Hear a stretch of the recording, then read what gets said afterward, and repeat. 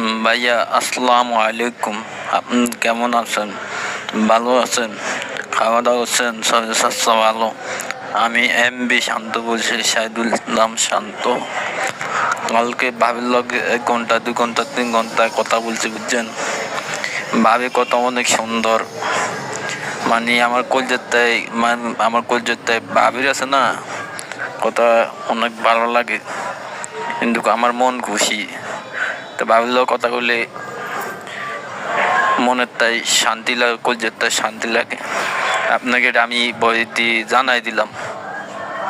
তো ভালো থাকবেন, সুস্থ থাকবেন, নিজের খেয়াল রাখবেন। আল্লাহ হাফেজ, আসসালামু আলাইকুম।